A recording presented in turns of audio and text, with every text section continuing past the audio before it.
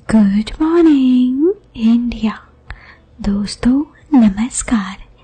दोस्तों आज की ये कहानी मानस पाटिल की है जो पिछले 12 सालों से लंदन के निवासी हैं।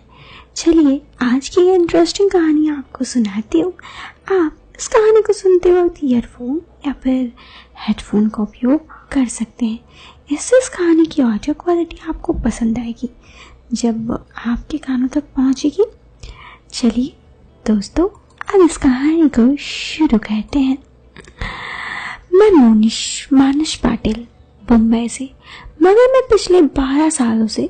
तो एक दिन की बात है, भरी दोपहर थी। उस वक्त सोनम अकेली शॉपिंग करके अपने पति के ऑफिस पहुंची, पर उसका पति अभी भी मीटिंग रूम में बिजी था। ये देखकर सोनम गुस्सा सर के ऊपर चल गया था। वो मन ही मन बड़बड़ाने लगी। वो अपने इस तुच्छ पति का कर भी क्या सकती थी। ना तो कुछ वो करते, ना कभी घुमाने लेके जाते। उनको तो बस अपना ऑफिस और पैसे, ये दो चीजों से प्यार थी। पसीने से भीगी हुई सोनम कुछ देर के लिए वहीं सोफे पे बैठ गई और उसने जी भर के पानी पिया और अपना सूखा गला तर दिया। कुछ देर के बाद ऑफिस के एयर कंडीशनर में सारा पसीना गायब हो गया। शायद उसका पसीना अभी तक अंदर ही था। अब सोनम वॉशरूम जाने की जरूरत महसूस कर रही थी। पूरा ऑफिस सुनसान, बस केबिन में उसके पति और कुछ लोग। सोनम को तो ये पता नहीं था कि टॉयलेट कहाँ है। उसने अपना पर्स और शॉपिंग के बैग वहीं कोने पे रख दिए और खुद वॉशरूम ढूंढने का फैसला किया। कुछ 2-3 बड़े केबिन छोड़कर उसे वॉशरूम का साइन बोर्ड दिखाई दिया। सोनम अपने पैर तेज चलाने लगी और टॉयलेट की तरफ बढ़ने लगी, पर तभी उसका वॉशरूम के अंदर से कुछ आवाज सुनाई दी। ये आवाजें कुछ अजीब ही आवाजें थी। वो इन आवाजों को सुनकर उसकी जिज्ञासा बढ़ने लगी, तो उसने बिना कुछ आवाज किए धीरे धीरे जेंट्स वॉशरूम का दरवाजा खोला और अंदर झांकने लगी ताकि उसको कोई देख ना ले। पहले तो उसने कुछ दिखाई नहीं दिया। उसने पूरा दरवाजा खोल के अपनी जिंदगी के पहले बार किसी जेंट्स वॉशरूम में प्रवेश किया। अपनी इसी सोच के चलते वो थोड़ी काम भी रही थी, मगर उसकी आवाजें, उसे जानना था कि आखिर है कौन। तभी एक आवाज में उसका ध्यान हटा। अंदर आते ही पता चला कि कोई मोबाइल में कुछ वीडियोस देख रहा था, क्योंकि और कोई नहीं था। उस सुनसान ऑफिस में सोनम किसी और को भी ढूंढ रही थी। वो बिना कोई आवाज किए वॉशरूम के दरवाजे की तरफ बढ़ी और उसने कोने से अंदर झांक कर देखा तो कोई चपरासी टाइप दिखने वाला आदमी था। उसके हाथ में मोबाइल फोन था। जैसे ही सोनम का ध्यान उसके हाथ की तरफ किया, कुछ पल तो सोनम ने अपनी खुद की सांस लेना भूल गई।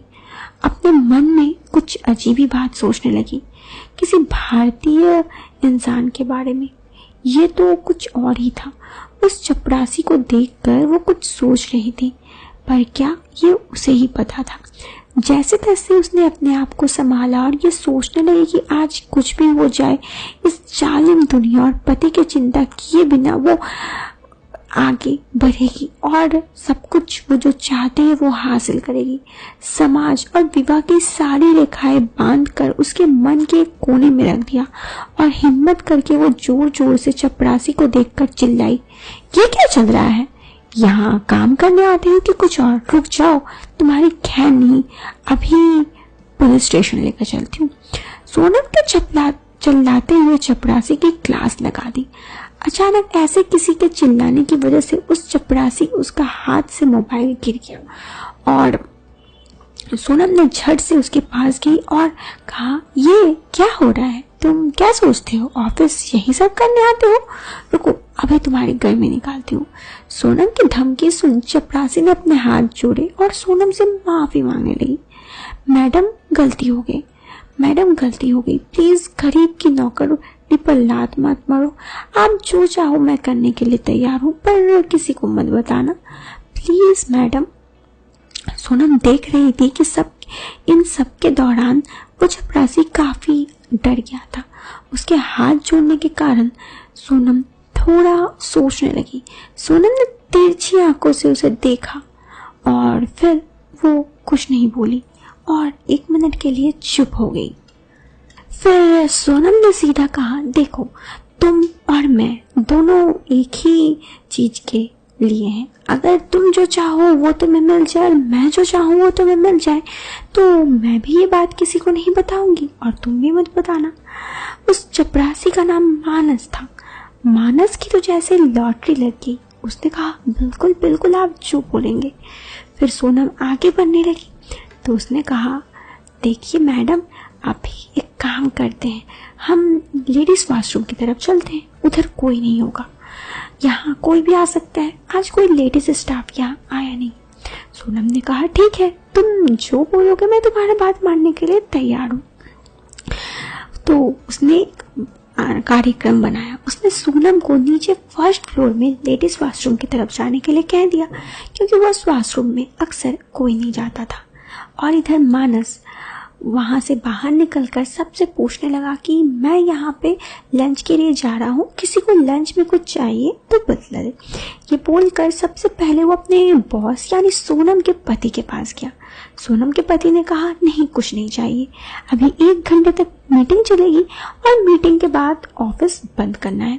उसने कहा, ठीक है, मैं 1 घंटे में वापस आ जाऊंगा। उसने सभी को पूछ लिया कि किसी को कुछ चाहिए या नहीं, लेकिन किसी को कुछ नहीं चाहिए थी। तो मानस खुशी खुशी अब बिल्कुल भी देर न करता हुआ सोनम की तरफ चल पड़ा। जैसे ही वो सोनम की तरफ गया, सोनम उसे देखकर बिल्कुल खुश हो गई, क्योंकि एक तो उसे अपने पति से कभी प्यार मिलती नहीं थी और एक वो मानस को देखकर फिदा हो गई थी। उसके बाद वहां पहुंचकर मानस ने उसे एक पल की भी देर न की। जो सोनम चाहती थी सोनम को भी मिल गया, जो मानस चाहता था मानस को भी मिल गया। उसके बाद सोनम वहां पे कुछ देर टाइम स्पेंड करने के बाद जब उसे लगा कि ज्यादा देर नहीं करनी चाहिए, क्योंकि उसके पति की अगर मीटिंग खत्म हो जाए तो उसे ढूंढने लगेंगे, तो उन्होंने सोनम वहां से निकली और सीधा वहीं पर जहाँ पे पहले वो बैठी हुई थी वहां जाकर बैठ गई। साथ ही वो जाने से पहले मानस से अपना नंबर ले ली थी, ताकि उसे कभी भी मन हो वो मानस से मिलती रहे। तो इस तरह उसका और मानस का मिलना भी बना रहा और सोनम की जिंदगी में जितनी भी परेशानी थी, जितनी वो दुख रहती थी, वो सारा दुख खत्म हो गया। तो दोस्तों, कहानी भी यहाँ पर खत्म हो गई। आपको ये कहानी कैसी लगी कमेंट बॉक्स पे अपना जवाब जरूर दीजिएगा। आपका जवाब हमारे लिए बहुत ही महत्वपूर्ण है, तो अपना जवाब कमेंट बॉक्स पर दीजिएगा। इस वीडियो से लेती हूँ अलविदा। मिलते हैं दूसरे वीडियो में, तब तक के लिए इस वीडियो को लाइक और चैनल पे पहली बार आए तो सब्सक्राइब करें। Till then bye.